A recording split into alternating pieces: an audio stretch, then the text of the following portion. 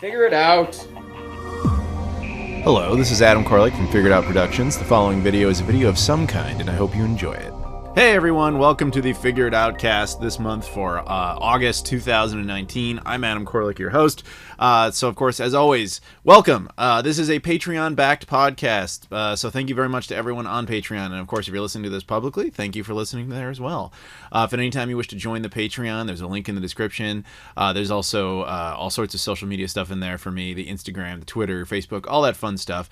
And if you could do me a favor, please like, comment, subscribe, all that stuff that I hate saying that they make you say now.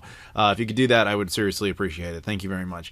Especially the Patreon thing, but you know, voluntary, of course. So, let's get on with it. What we do usually over here, in case this is your first time, is I talk a lot about a bunch of random subjects, some news stuff at first, and then just stuff that kind of interests me for one reason or another. And of course, give full credit to everyone on Patreon for making this possible.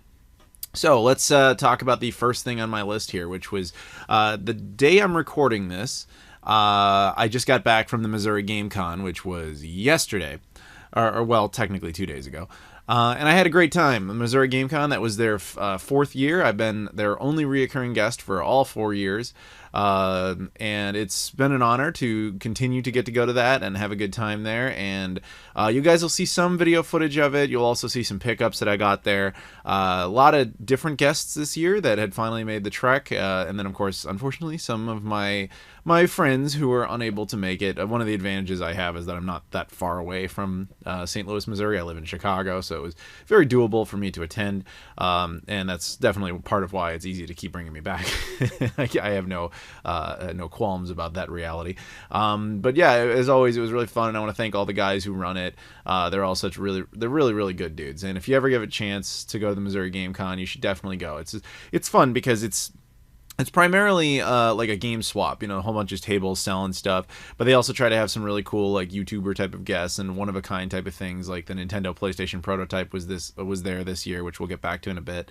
And they also have like, you know, game rooms, and they've got panels. It's just all around, it's like a good way to celebrate video games, and that's how most of these conventions are. But I have a soft spot in my heart for the Missouri Game Con, so again, if you ever have the chance to go there, please do. And I'll show you some cool stuff that I picked up from there, as well as some of the cool things that they gave me and they made for me and stuff like that over there, which is awesome. So kind of going into the next subject from that, which was part of this. So when I knew I was going to Missouri Game Con, I got a message saying like, hey, Walter Day is gonna make trading cards of you. And I was like, what? So Walter Day, for those who may not know that name offhand, if you look him up, you'll probably recognize him. He works at Twin Galaxies. He's always wearing like this referee uniform. He's very notably visible in two movies, Chasing Ghosts, as well as King of Kong, A Fistful of Quarters. He's the dude in the ref jacket. Now, interestingly, according to his panel, he says that King of Kong is mostly fictional. And Chasing Ghosts was the more accurate film. He actually told this story about how there was like 7 different film crews filming all at the same time. And he's like, of all 7 of those, or at least there were 7 attempts at films all at the same time. And the only 2 that ever got completed and released were Chasing Ghosts and King of Kong, A Fistful of Quarters. But anyway, he says that Chasing Ghosts is the more accurate film.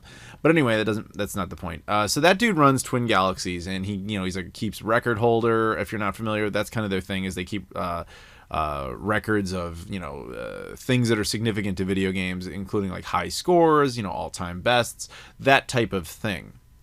Now, I didn't know this, and I admit ignorance on it, but before the convention, apparently, they told me, like, you're going to get a trading card from Twin Galaxies, and I thought, oh, okay, so I didn't know they did this thing with trading cards. I thought this was just, like, a little thing Walter Day was doing for fun, like, he was just going to make trading cards of all the guests. That's just kind of what I thought was happening, and that, there would just be some free thing for people attending the convention to go around and collect, like, the 5 trading cards or whatever. That's what I imagined that was for when I was told. And on the day of the convention, Walter came over to talk to me for the first time. That was the first time we had spoken, directly anyway. And he told me, he was like, hey, so I've got this panel at 3, and I'm going to be doing an award ceremony. So your award comes up at like 3:40. So if you could be in the room at 3:30, that would be perfect. And I was like, sure. Like, I didn't know what he meant by that, but I was like, yeah, all right. If you need me somewhere, I'm happy to do it. So I go up there, and I'm up there with him, as well as Chad and Chuck, the two guys who run the convention, and Terry Diebold, sorry, who owns the Nintendo PlayStation prototype, which, again, we'll get back to that in a second. So all of us, he had us all in the room and then said, called us all up. And he said, okay, so I want to give out these awards. And he gave the awards to Chuck and Chad, crediting them with, basically creating the Missouri Game Con. And of course, Terry was obvious. It was, he has the Nintendo PlayStation prototype, which, again, we'll get back into. But he also gave one to me. And he said that these awards are basically for significance in video game culture. And that they keep track of that, and the idea is that down the line we can see the origin of video games and how they evolved and who made an impact on it. And like he was presenting it kind of like it was the Oscars of video games. I mean, not including, of course, the Game of the Year awards, which is a very different thing. And I have to admit, like I did not know what this was going into it, so it was it was awkward, but at the same time, it was very humbling. I was like, oh, that's really cool. Like, I did not, any part of me think that this was a thing, much less that I would be deserving of such a thing. And to be honest, I still don't feel that I am. But the fact that he did that, I really appreciated that. I thought that was really nice. So I can show you the award here, just a photo of me with it. I don't actually have the award currently because it was too big for me to take back, so they were going to ship it to me. But I gotta be honest, like it was surprising. It was like, I had never been in that situation where you're like, hey, you're gonna win an award, and it's like a big deal, and I'm like, what? Like, what did I do to win an award? Because the truth is, man, like I wouldn't pick me. Like, I wouldn't pick me to be winning something for video game significance. I'm just a dude who talks about stuff, and like it's definitely cool, and it came with a whole bunch of trading cards and of me. And then that was really weird, man, because like if you guys have ever seen me at conventions, which I know a bunch of you have, I don't really have merch. I don't really do that thing. So I don't really have stuff for people because I'm just kind of there. And it's like, if you want to talk to me for a minute, that's cool. But like, I have nothing really to offer you other than my time. But once I had these trading cards, I got to admit, a bunch of people were just taking the cards. They're like, yeah, man, can you take this? I want you to sign this. And I was like, sure. So that was a really strange moment for me. I've never really had an experience like that. So I want to thank Walter specifically for, I guess, considering me worth it, although I don't agree with his decision, but thank you nonetheless. And I guess for a little while now, I'll have these trading cards that I can put up, I can give out at conventions until they're gone. He said that we can do new print runs. I don't know what all the details are with that, but I guess if anybody wants that, I guess I'll bring them. I think the next convention that I'm a formal guest at, that I'm aware of anyway, is AVGC in New Jersey in September. So I'll bring some there, and if anybody wants them, I'll give them to you. But so that was really very cool, and I'm still kind of in shock over it because it's a weird thing, and I look forward to having the actual like physical award with me, like at home, so that I can show it more extensively. But I just want to say thank you to them. I still, like I said, I don't feel like I deserve that in any way, shape, or form, but it's still pretty cool. So moving on. Let's talk about the Nintendo PlayStation prototype. Now, that subject is no stranger to this channel. I've mentioned it many times, talked about it a lot. I've held it. I have protected it. Like Terry is the owner of it. So a little backstory in case you're unfamiliar. In the early 90s, here's the elevator pitch. In the early 90s, Sony and Nintendo got together to make a new console called the PlayStation. At the time, it was 2 words. And they were working together, and that project evolved and eventually fell apart. Nintendo went off to make the N64. Sony went off to make the PlayStation that we all know now, the first one. But during that phase, Sony specifically did produce some prototypes.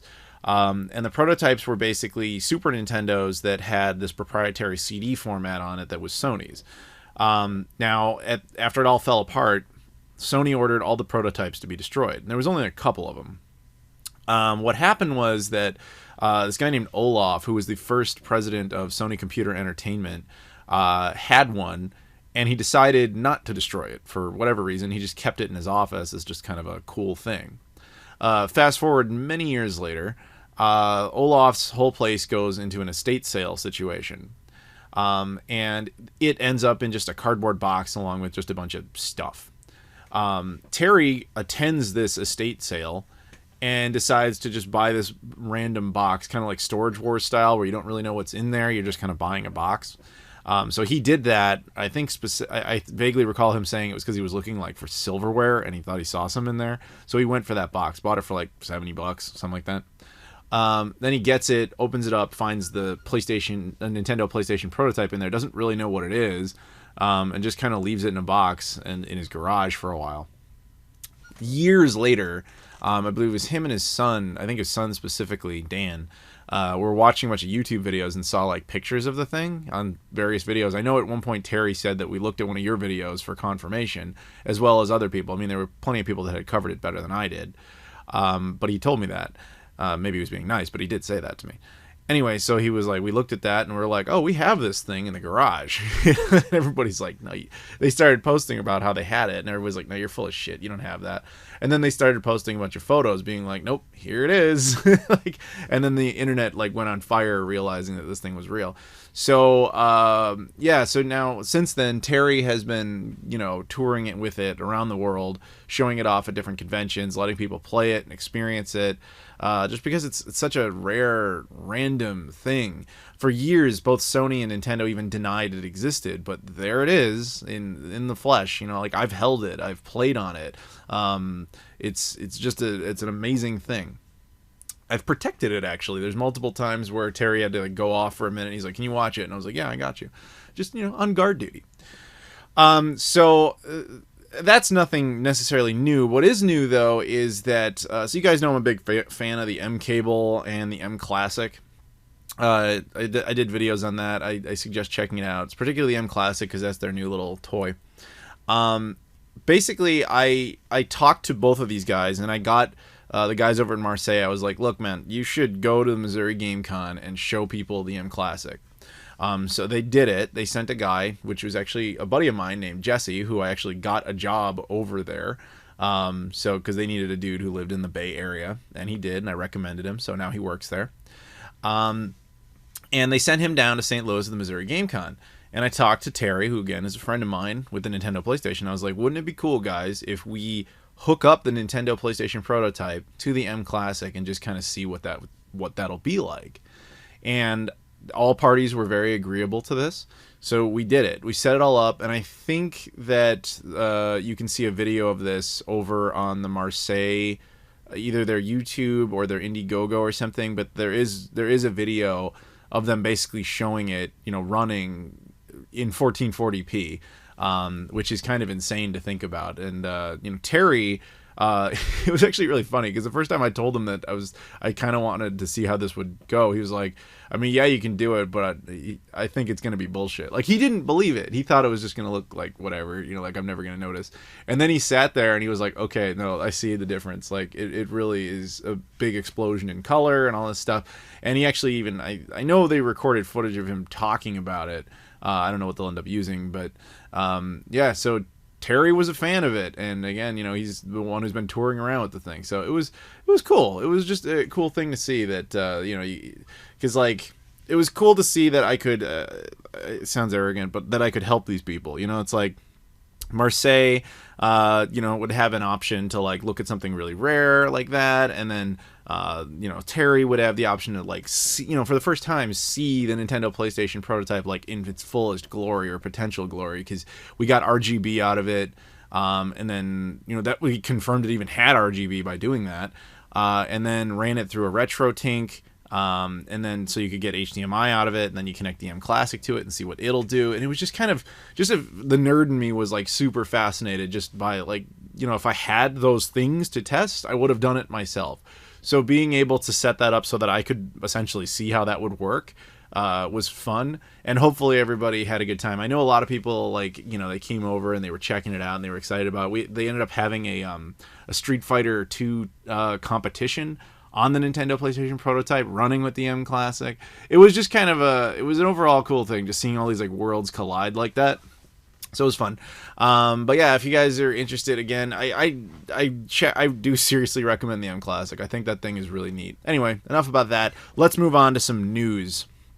So this first one should have hit me personally, but didn't, which is weird. So the story goes that a few days ago, at the time I'm sitting here recording this, I got a message from one of my buddies who went to E3. And if you guys don't know, I went to E3. I went to E3 as media. I went as a journalist. I also went as industry, and I also went as just like a gamer. Like I ended up with multiple badges. So what basically happened is he said like, hey, you should check this list. He's like, I got doxxed. And I was like, what? He's like, yeah, I got doxxed. He's like, everyone who went to E3 as a journalist got doxxed. And he's like, I'm sure you're on there. And so I'm looking through it, and he's like, I couldn't find you, but I don't know why that would be. So I went through the list myself, and sure enough, I couldn't find my name either. But what happened is 2,000 registered journalists for E3 got doxxed with their full names, their addresses, their emails, their phone numbers, all that stuff. I was like, wow, that sucks. I don't know why I wasn't on that list, though I'm really glad I wasn't. But it's like, I've been receiving messages from a bunch of my friends who were on it, and they're like, hey, just letting you know, I have to change my phone number because of this shit, and blah, blah, blah, blah, blah.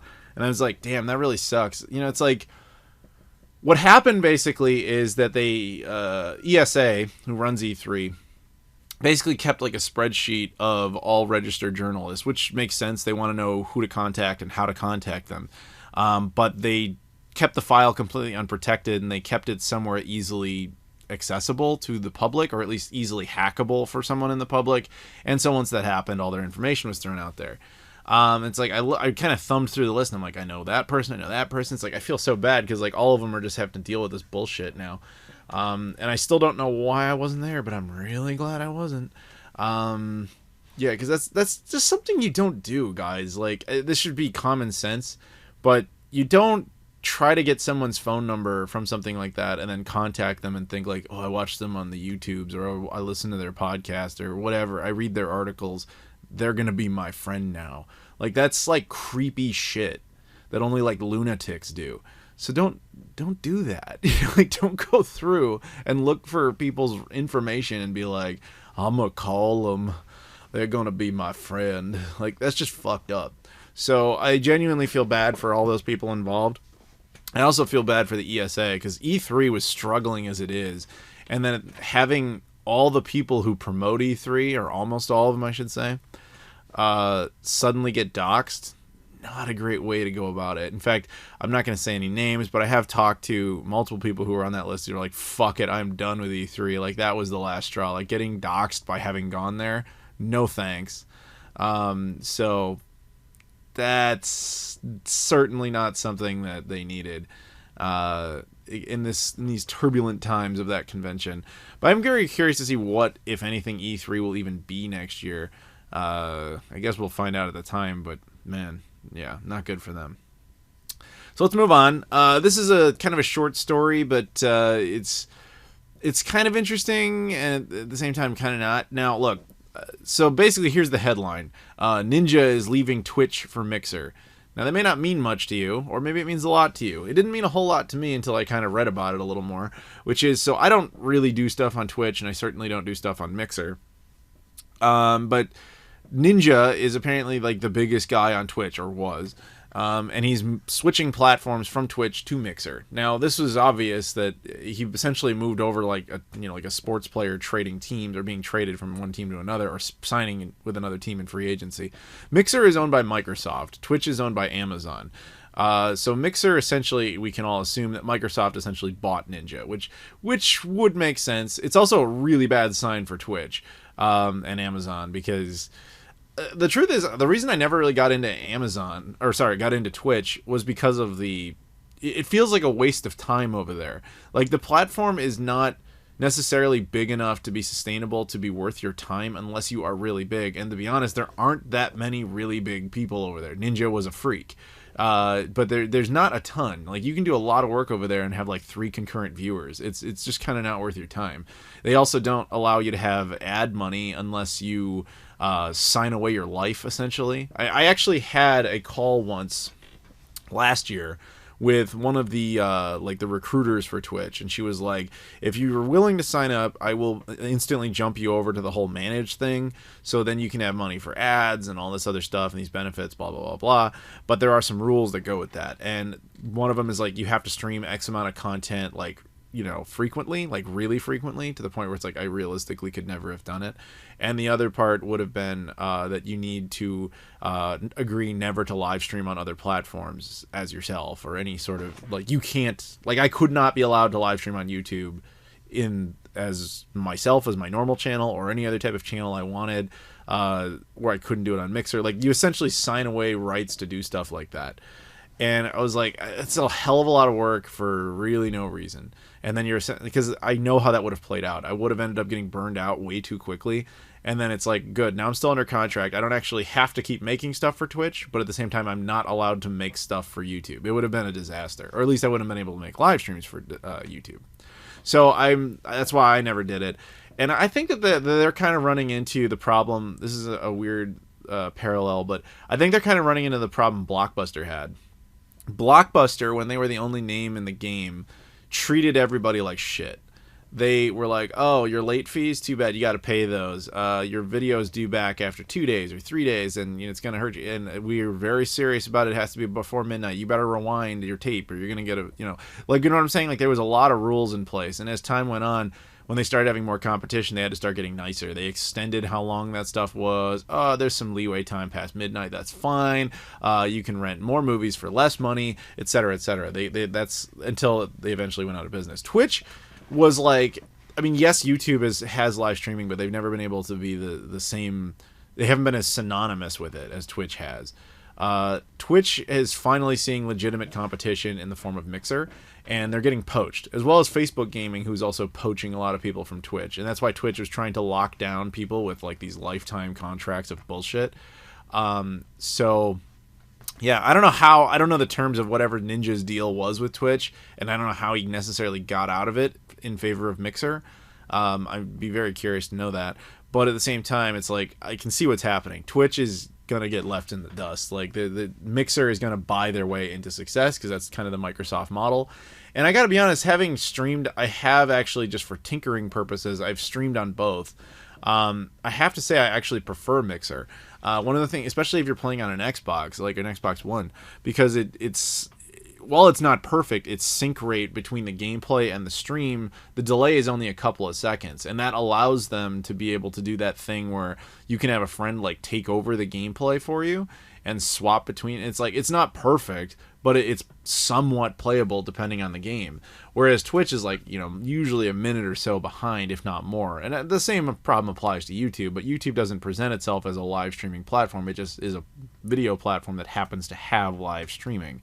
But that's kind of been my interpretation of the whole thing, and I'm curious what everybody thinks of that. And I can't blame Ninja for getting off there, because Microsoft probably paid him like retirement level payout money to go over there, because I know Facebook Gaming is doing that. Facebook Gaming, everyone tells me, if you ever get the offer from Facebook Gaming, just take it immediately and take it and run. And I'm not going to divulge more information than that, but yeah, I never got the offer from Facebook Gaming. But whatever. Moving on, next subject.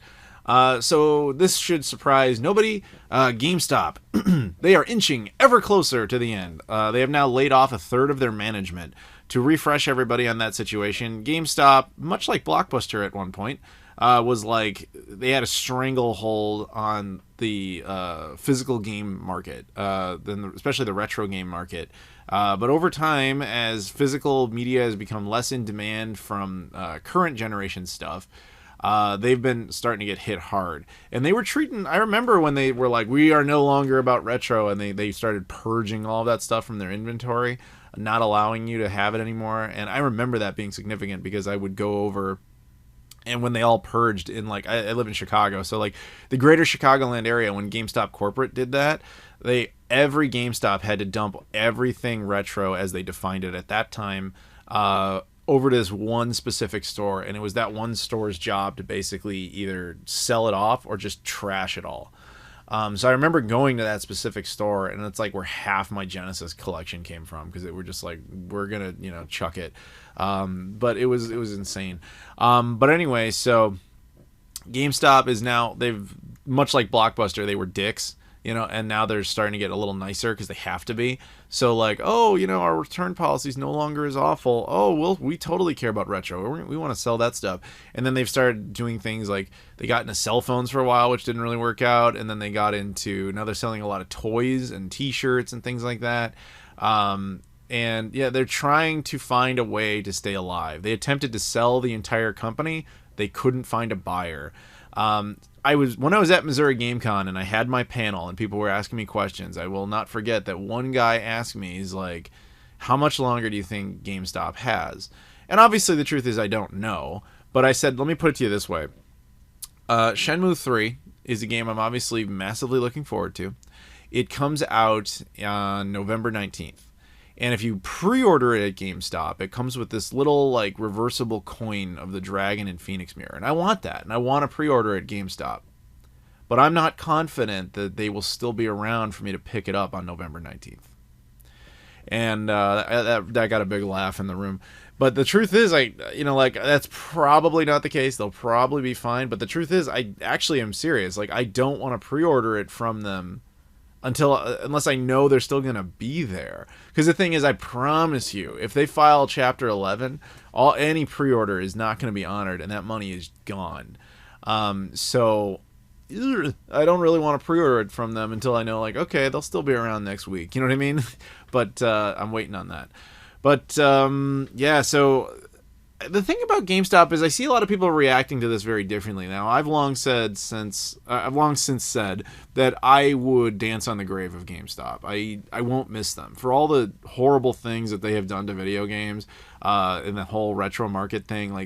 And just always having just a fucking miserable experience every time I've ever been in one. With patronizing staff that are like, dude, bruh, like, did you pre-order new Madden? I'm like, no, I didn't ask for that. I was just trying to buy this thing, like product pushing and all that fucking shit. Like, it drives me insane. And I get that they're supposed to do that, but it's like, dude, other stores, man, like, there's people who prefer to buy them because they don't have to deal with that kind of crap. And I have to say, the other thing that I noticed is I went into a couple last week at the time I record this. And I was going in there specifically to try and find the Ghostbuster Ecto-1 Transformer. And the other cool thing I found out there was a t-shirt. I hung out with a few different people, and everyone we were talking about how excited we were for something we got at GameStop. But you know what it never was? A video game. It was always the extra merch they're selling. And I'm like, there's something wrong there. There's an interesting disconnect. And then the reason for that is not that we aren't interested in video games. It's just that we know GameStop is not a good place to buy video games. They're just not. You know, you can get much better deals at big box stores or on Amazon than you can at GameStop. And the used thing is like a joke. Like, it's almost out of principle, like how many people don't want to buy used games at GameStop because they always come in like terrible condition or they're charged full price anyway or almost full price. That used discount is like a joke. And it's just like, and then you know that they paid some guy $3 for it. So you're just like, I know they ripped a guy off to rip me off. You know, like, oh, it's a $60 game. We bought it from a guy for $3, but don't worry, we'll sell it to you for $55. It's like you're ripping two people off in that transaction. And I get where that they do that. Like, if you can get away with it financially, I understand why they do it. The problem is they're no longer able to get away with it financially, and more people are starting to root for their death. I do think there will come a time when they no longer exist where there will be regret over the fact that they're no longer around, because I will admit it is fun to walk into a GameStop and just look at all the stuff. But it's kind of the same way it was for Blockbuster. Like, I would sometimes go into a Blockbuster and just look at things, but not necessarily buy anything or even rent anything. It was just kind of a cool place to look at stuff. And I do feel that GameStop is going to fall into that same situation as Blockbuster, where it eventually goes out of business, and it won't take long before people are like super nostalgic for it. I mean, people talk about Blockbuster like it went out of business 20 or 30 years ago. Okay, its final day of official operation was in 2012. It's only 7 years ago. And technically there is still that one in Bend, Oregon. But it's like, I think the same thing is going to happen with GameStop. I don't think it's going to take particularly long before they go out of business. And then we have a small phase of who cares. And then we have, man, you remember GameStop? But really, what people will like, they'll glom onto the nice memories they have of Babbage's and EB Games and Funko-Land and all the ones that existed before GameStop kind of forced all of them into one umbrella and really made them so corporate to the point of everyone hating them. That's what I think is going to happen. But I'm curious what everyone else thinks. Moving on. Next subject. Two things here. There was recently what I don't know what part of China this was in. Forgive me. There was something called the China Joy Expo, which, to be honest with you, I'd never heard of. But two things happened there that I want to discuss. First, this is a small one, even though you would think with me it would be the bigger one. There was a new Shenmue 3 trailer, and Yu Suzuki gave a cool little interview talking about it and all that stuff. And that was neat, just to see some more Shenmue 3 stuff. But, that's actually not the focus of what I want to talk about right now. Just, as always, just want to talk about Shenmue because I like it.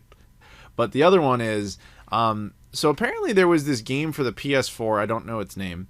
But it looked and felt to the audience like a Breath of the Wild, like a Zelda clone, a Zelda Breath of the Wild clone.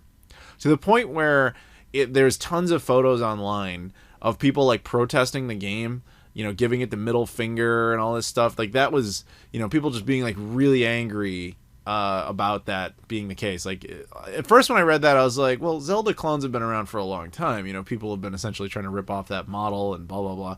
But then I saw some of these screenshots. It was like, no. This isn't just a Zelda clone in the sense of like it's an RPG type of thing. It's a Zelda clone like we literally tried to clone the gameplay of everything of Breath of the Wild with different characters that we own. Like some of the comparison shots were insane. Like it was essentially that. One guy got so upset that he brought a PS4 just to destroy it and smash it in front of the booth in protest.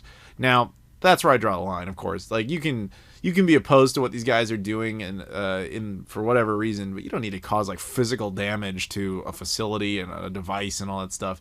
But whatever. Hopefully that guy doesn't go to prison.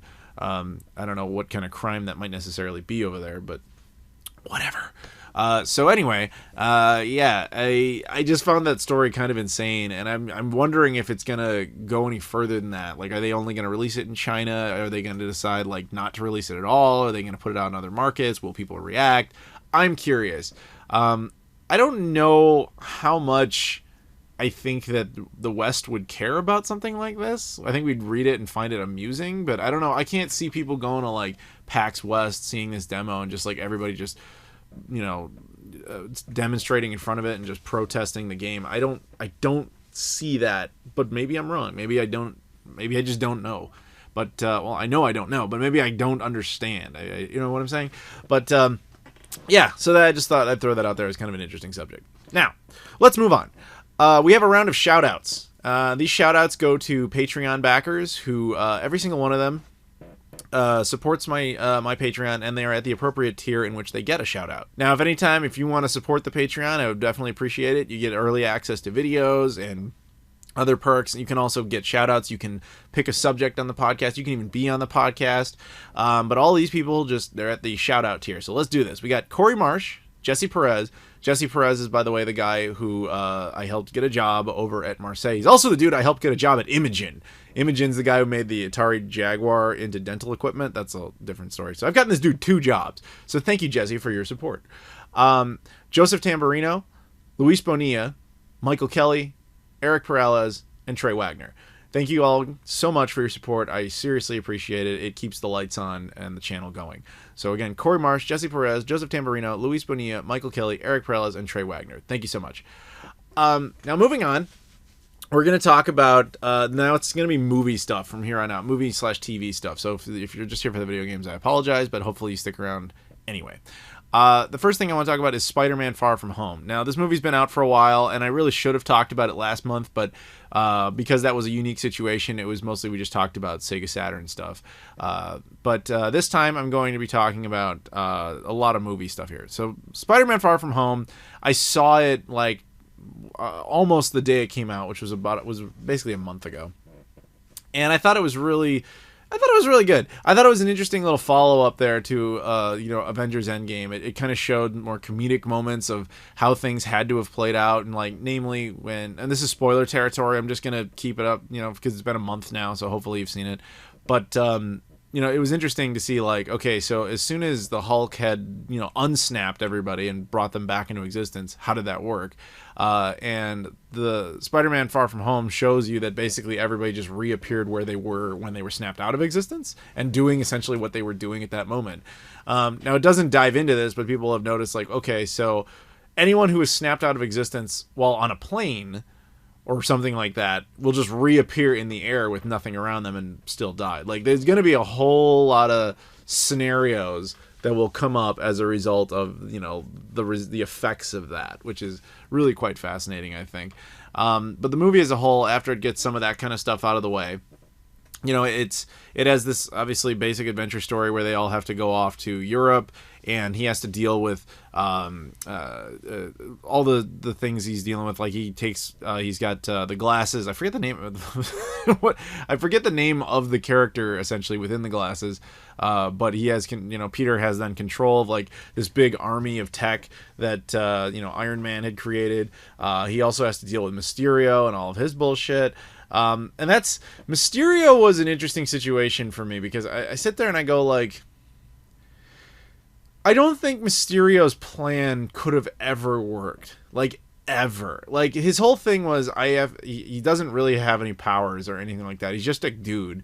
And there's a whole bunch of dudes who basically create Mysterio. Mysterio is a fictional character that they present as real, as if he's some sort of superhero, by creating their own, fictional, like, monsters and problems, and then they be the ones to solve it so that they look like some sort of, superhero. And they want to use that, and they're like, we live in a strange time now where everybody can believe something like that. So there is this interesting, like, social media message to that. But where it broke down for me is, even within the movie, before Spider-Man gets too involved in the storyline, there's this whole section where they're like, we're going to go to destroy part of London, and then I will be the guy to save it. So that makes me look like a hero.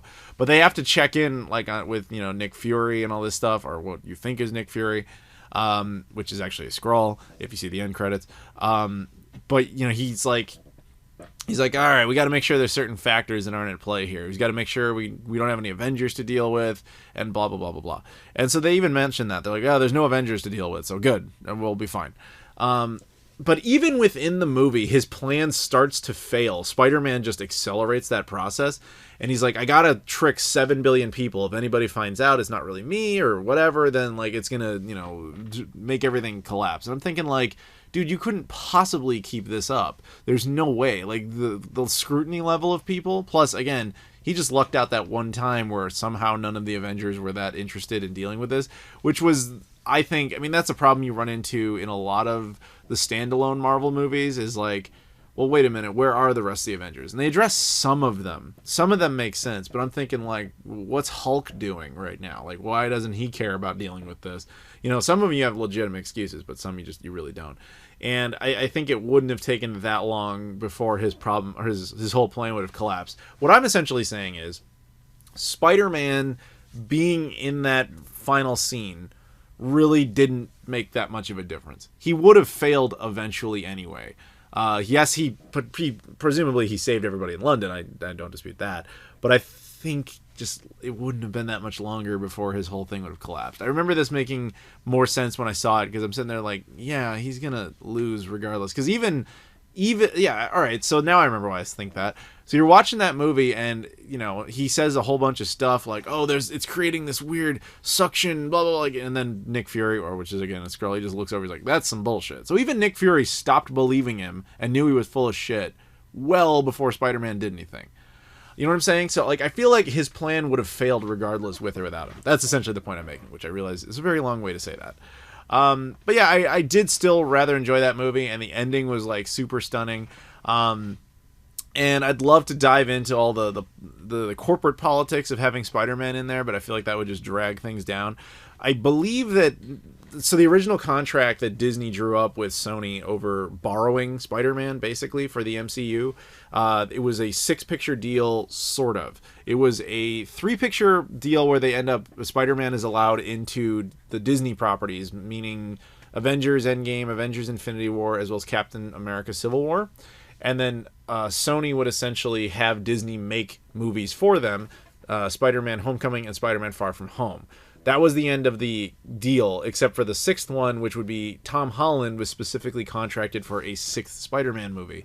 And the understood plan was that after the end of this film, if there was no new deal made, that Sony could take him and put them into their own thing and kind of trick people into believing that he's part of the, like, Venom and all that stuff is still part of the MCU, even though it totally isn't.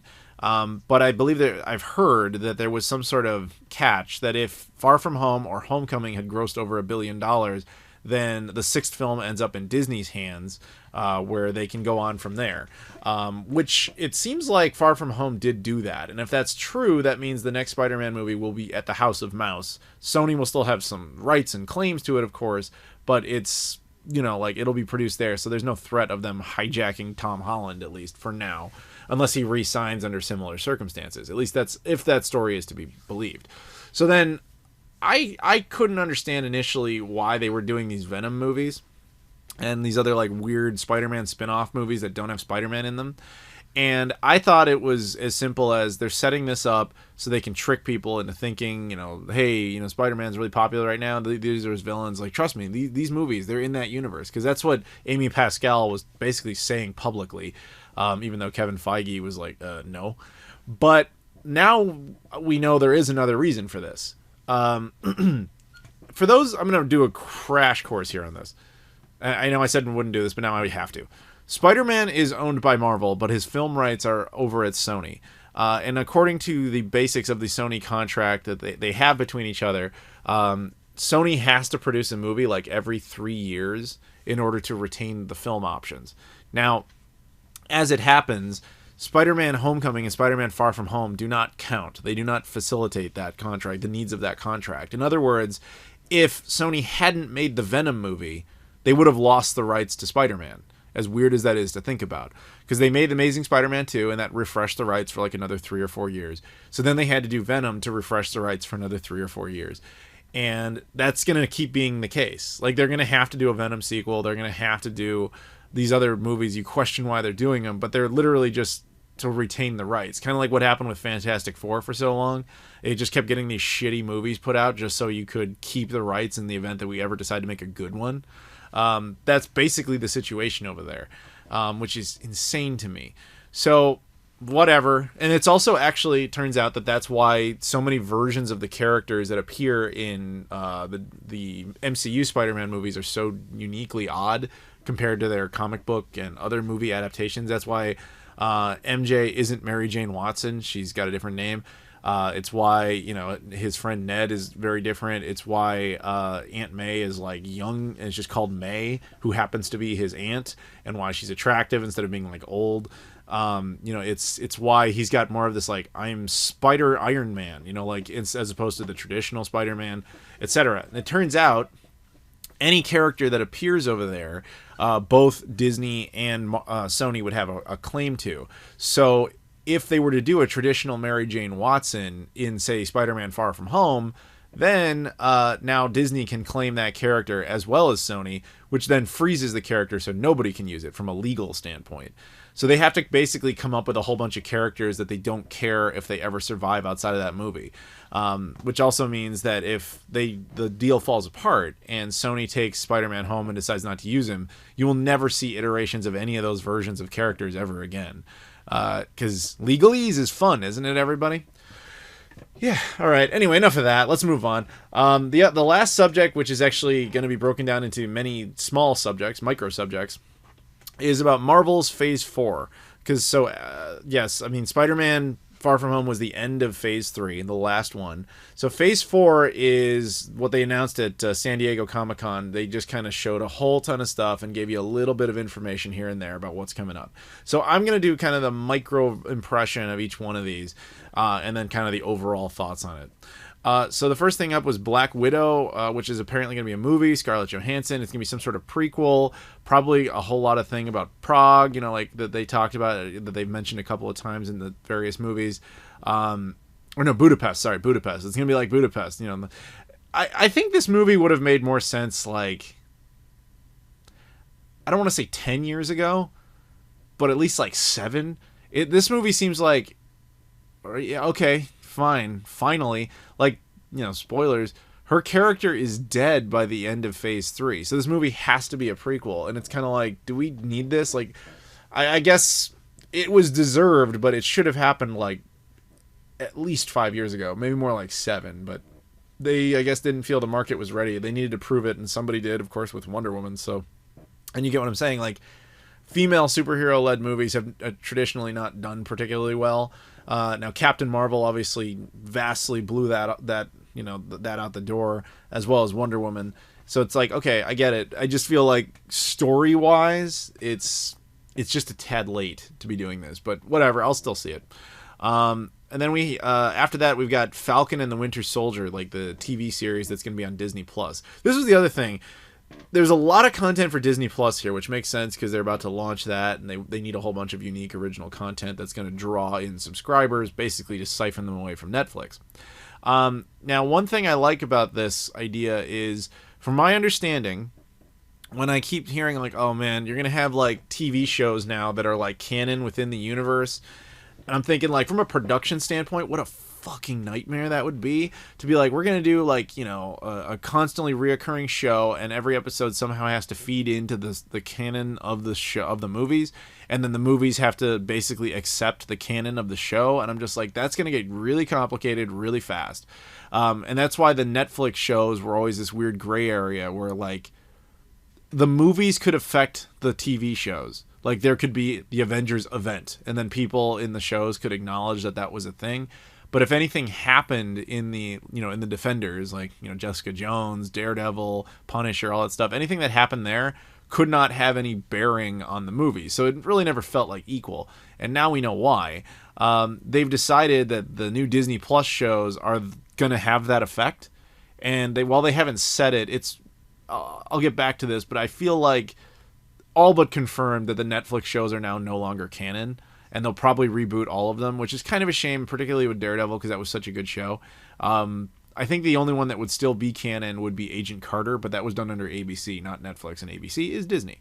And it also doesn't really hurt anything with the timeline because of the time frame in which it exists. Nothing's really happening then in the Marvel continuity, so I think that one's fine for now. So where I'm leading with this is, if this was going to be so damn complicated, I would be kind of fearful. But apparently, all these little shows, at least like Falcon and the Winter Soldier, is going to be limited to like 6 episodes, which means it's a mini series, which means, okay, we have a lot of control over this. We know exactly where it's going to start and end, and therefore that makes it a lot easier to develop some continuity there. So I'm cool with that. As for what the content of that show really is, I assume it'll be kind of like a buddy cop type of thing. Like, I should be Captain America. No, I should be. And I, like most people, feel like the Winter Soldier should have taken over as Captain America. I don't think Falcon should have been. And maybe that'll be kind of the bit of the show, and they'll swap between the two. Because Falcon is a dude with a jetpack. Like, he is not Captain America. Captain America was, like, enhanced by super serum and stuff. Like, Falcon's a dude. And good for him for trying, but he's not even that skilled of a dude. He's a dude with a jetpack that he didn't make. It's a thing that exists. They could theoretically have an army of these guys. Okay. I mean, Iron Man could build him a better suit. You know what I'm saying? Like, he's just a dude in a suit. He's basically War Machine at that point. And then there's Winter Soldier, who I'm unclear on his situation. Like, he was obviously kind of genetically altered to an extent by the Russians. I think that's kind of his backstory. But, like, is it the same level as Captain America? Probably not. But he would be more suited to the job, I think. Anyway, so whatever. I'll still check it out. Eternals. This one, I'm not going to lie, I don't know a whole lot about it. I know it's a very cosmic type of thing, and it's just kind of a way to open the doors to different avenues for the MCU in general. This will be a movie. It'll be kind of a launching pad. But to be honest, I don't know a whole lot about these characters or their subject material. Shang-Chi and the Legends of the Ten Rings. Now, this one I did a little bit of looking into because I'd never heard of this character or the Ten Rings. Until I found out apparently the whole Legend of the Ten Rings things refers to the Mandarin, which was like the biggest and most imposing Iron Man villain, at least in comics. The version of that character that we got in Iron Man 3 was not good by most people's assessment. It didn't do justice at all to that character. And so A lot of people are hoping that this basically, I'm not going to say retcons, but changes it, because I believe there was a little short film with Ben Kingsley that's canon called like Hail to the King or something like that, that actually did retcon a lot of what happened in Iron Man 3, although I've never actually seen it. I don't even know where to find it, but I'm sure I could find it online if I really dug. But this one could explore that type of stuff and bring about the real Mandarin, although you'll never have the real Mandarin versus the real Tony Stark Iron Man, I guess, but it's a thing. It's, we'll see where that goes. WandaVision is going to be a show. I should have said that Shang-Chi will be a movie. WandaVision will be a show. I'm assuming it'll be the same type of deal where it's like 6 episodes type of thing, so they can kind of control it. I don't know much about what this is going to be. It's obviously a show about, Wanda, Scarlet Witch, doing her thing. But whether that's like to find some sort of way to bring back Vision, or maybe it's a short about what their time was like together when they were kind of hiding out in Scotland and all that stuff. I don't know. It'll be interesting, but I know he's in it, but is he in it only in flashback form, or what is that story? But I guess we'll find out. But that's another one of those things where you can only really do a miniseries on that, because there can't have been that much time in between stories, and there can't have been that much significant stuff happening. Because otherwise you start bringing all the other characters in. So again, miniseries, good way to go. After that, we got Doctor Strange, the sequel. So I think it's called like The Madness of the Multiverse or something like that. That's probably, of all the movies in here, the one I'm looking forward to the most. Not because Doctor Strange, the first one, was like, amazing. I did quite enjoy it. But I feels like, and we'll get back to this, but I kind of feel like this is the only, like, I hate to say this, but it kind of feels like the only, like, real movie in here. And I probably say that for like nostalgic reasons, because I look at the previous phase of MCUs and it just feels like this one's strange, but I guess we'll get back to that. But I might recant that point in a second, now that I think about it. Because like the thing is, like, half of this stuff is like Disney Plus TV shows. That's kind of where I'm going with it. And then there's none of the major Avengers that are having new movies. Your Spider-Man's, your Hulk obviously is not, because he's got a rights issue. Captain America's done. Iron Man's done. Thor, sort of. We'll get back to that, but that's kind of where I'm going with it. But moving down. And then Spider-Man doesn't have one, at least as far as we know yet. Then they have the next show is called Loki. This is another mini-series thing that apparently is going to follow some sort of adventure that's about in Endgame, when Loki took the Tesseract and vanished in that other timeline. I guess we're going to see that. This is the one I definitely don't want. Like, I accepted what happened in that as more of a joke, because I don't want to focus on all these, like, different timelines and things. Not because I'm not interested, but because I want the stuff I'm watching in the MCU to actually be canon within what we're told is, like, essentially the Prime universe. Following a completely different timeline as if it's canon bugs me. But I guess we'll see how that plays out. Maybe they'll have some sort of creative way of making it canon, because I think that's kind of what they're trying to do, is just find a way to bring Loki back. And this is, I guess, a way to do it. And if it does well, then you can get a more permanent solution. Because you also have a very different Loki, because he's the version who the last thing that happened to him is that he was smashed by Hulk. So he's not exactly a happy person. So we'll see, where that plays out. But I got to say, at this point in time, not super interested. Now, the irony of that statement is the next one I'm actually really interested in. This is an animated show that's going to be on Disney Plus called What If. Now, What If is going to be basically like Star Wars Infinities, if anybody's ever familiar with that. It's basically, we take a moment in Star Wars Infinities. They would take a moment in each comic that's significant in the movie. So, for example, they took a Star Wars Infinities of Star Wars A New Hope is the moment that Luke shot the Death Star. He missed. And then you see the whole storyline play out how it would have if he hadn't successfully blown up the Death Star, right? What If is essentially the same concept, but with the previous MCU movies. Like, something will have been slightly different, and we see how it would have gone. The reason it's animated is twofold. A, budget, but B, they can actually bring back all of, like, the original cast and just use them as voice actors due to aging and, of course, just cost of production. This might be also the only way you ever get Robert Downey Jr. back. I don't know. They showed a giant list of everybody who's on board for this, and it's like tons and tons and tons of famous people that have been in this stuff. I don't recall Robert Downey Jr. being mentioned, and it's probably because of financial reasons, because he would just be like ungodly expensive. But still, I think that this would be really cool. to see play out finally, and I'm looking forward to this one as just, again, it's not like there is a difference. Loki is, at least at this point in time, my first impression of it is it's trying to present itself as canon, whereas What If, based on solely the nature of the concept, is acceptably not canon. It's much like an Elseworlds comic story. I mean, that's pretty much literally what it is. And so I find that fascinating. The next one up is Hawkeye, which will also be a mini series, I believe. I mean, I guess it's kind of cool that they finally gave Hawkeye, you know, like his own thing. But I think we're also kind of past the point where this matters. Like, Hawkeye could have been, I hate to make this comparison, but Hawkeye to me feels like he could have been a Batman type of character for them, especially when he goes and turns into like Ronin, you know, the guy who goes around like what he basically was when you saw him in Endgame, where he was just murdering people. And I guess the Hawkeye show is going to focus on that era too. But I feel like Jeremy Renner was great as that character, but I feel like that character never really had a point. And they even acknowledge it in Age of Ultron, where he's talking about all this insane stuff that's going on, and he's just out there with a bow and arrow. Like he's made fun of that himself, even on SNL sketches where they like recreate scenes from the Avengers, and all the Avengers are fighting, and they ask him why he stopped fighting. He's like, I ran out of arrows. There's nothing I can do. Like, he played himself as, you know, Jeremy Renner as that. So it's like, I guess what I'm saying is Hawkeye feels like a character who's better served just being kind of in the background. I don't know if we need a whole thing about him. His whole thing will probably make like a decent drama, but as like one of those higher up characters, you know, I don't know. Maybe I'm wrong. Maybe we'll see, like, after his family is like snapped out of existence, or blipped as they now call it, and then we see like this dramatic tale of like what his period was like there, where he's just kind of dealing with that and then coping with it, and then becomes Ronin and becomes crazy. Maybe I'm wrong. Maybe that actually would be a decent drama. So we'll see. Like, all these things, I will give it a chance, but I have to say this was not high on my list of like, oh, I can't wait to see that. And then there's Thor, Love and Thunder. This one's a little confusing because it's not really a Thor movie.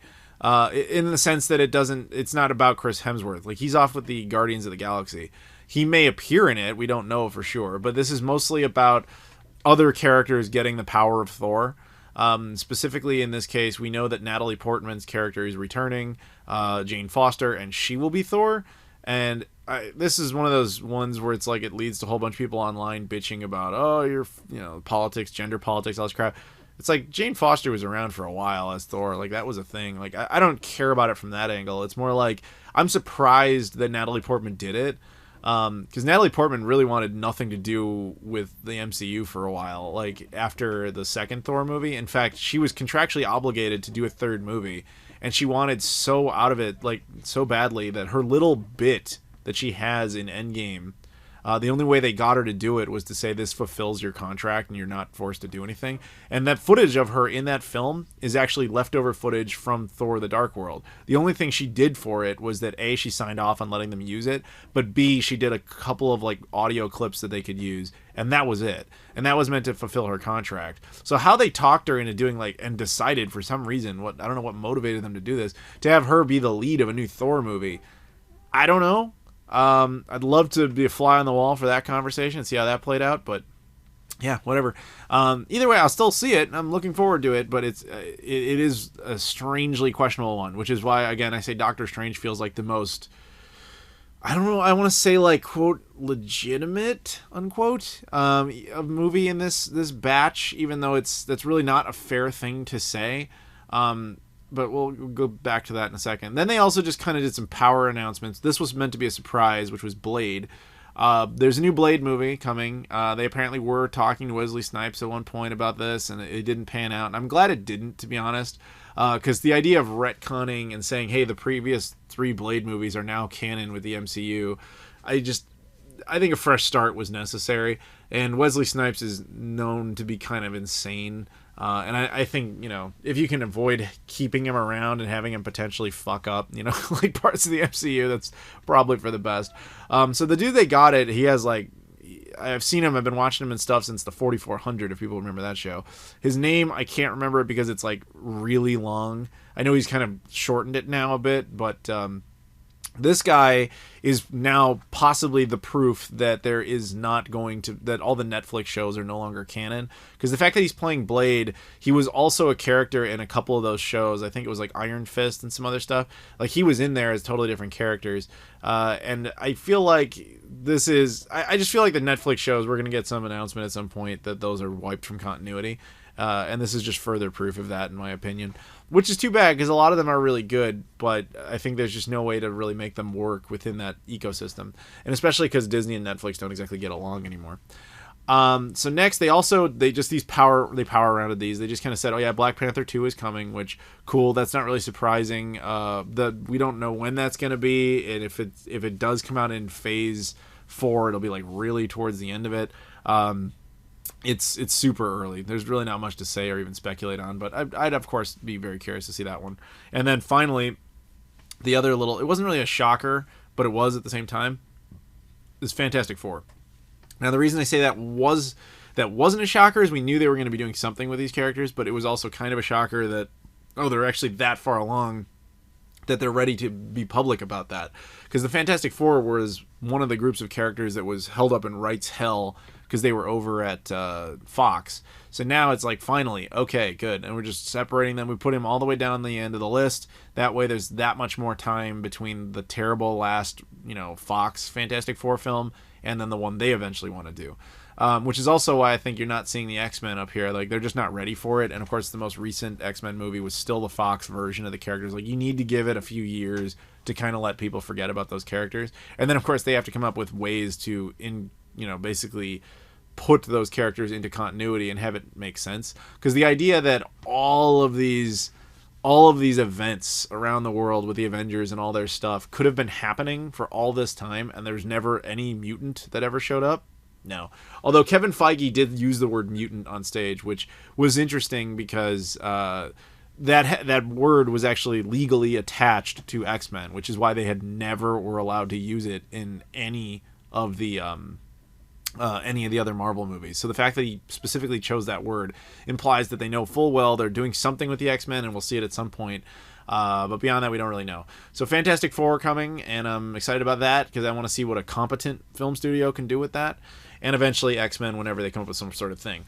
So my overall impression on Phase 4 is, when I first saw this, I was kind of underwhelmed because I was like, really? This is the slate for the next few years? Like, nothing on there is, other than maybe Doctor Strange, is something I'm like, oh shit, I can't wait for that one. Like, that one's like the one that I want. A lot of these I'm watching due solely to the fact that they are part of the MCU, and I'm like watching them for that greater piece of the story.